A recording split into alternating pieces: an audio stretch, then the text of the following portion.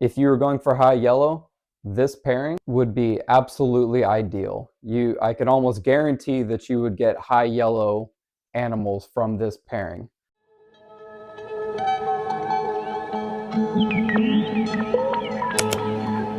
What's going on, everybody? My name is Alex Warren of Amazing Arboreals on Instagram and YouTube.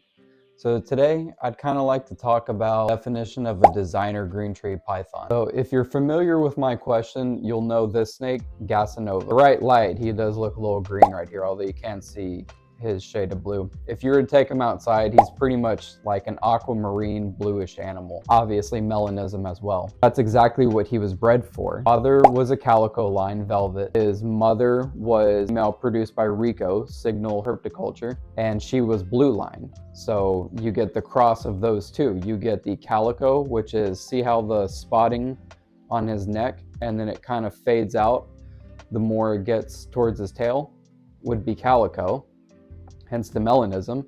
And then the blue line would be, obviously the blue on him. This would be the definition of a designer green tree python. He was bred for certain traits. He visually has those certain traits. And so this is what a designer green tree is. So this is an animal that I named Top Cheddar. And as you can see, he's got a lot of yellow. He's high yellow. He also has black fleckling on him. Very beautiful animal.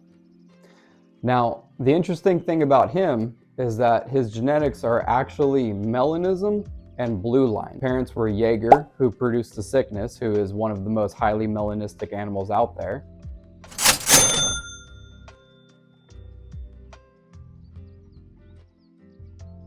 And Cyanosis, who is solid blue, and she comes from blue line.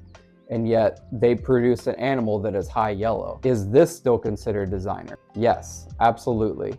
His genetics can still produce blue snakes, even though he is a high yellow. In fact, you almost might make the argument that he is better because he exhibits yellow phenotypes, although he comes from melanism and blue. So you literally have the trifecta. You could go for any of those traits that you want.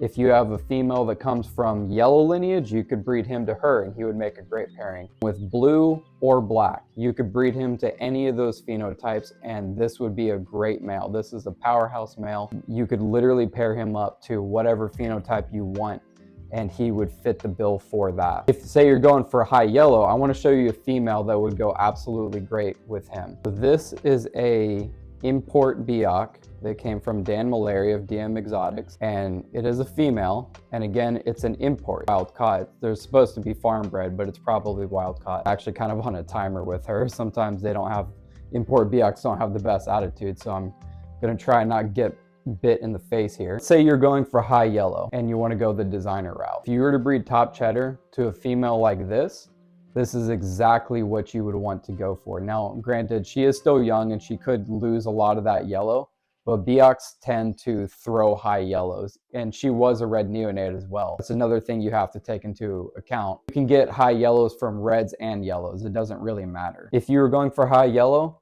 this pairing would be absolutely ideal. I could almost guarantee that you would get high yellow animals from this pairing. She still has a couple years to go on her before I compare her, but this is absolutely perfect. Especially it's a little bit cheaper to go this route as well because she is an import. She basically was under $1,000. It's hard to get a red neo that's not solid green. It's a female for under $1,000 in the captive bred market. If you're trying to save a little bit of money on your wallet, absolutely can go the import route, even if you're trying to develop a certain phenotype in your neonate, even blue line.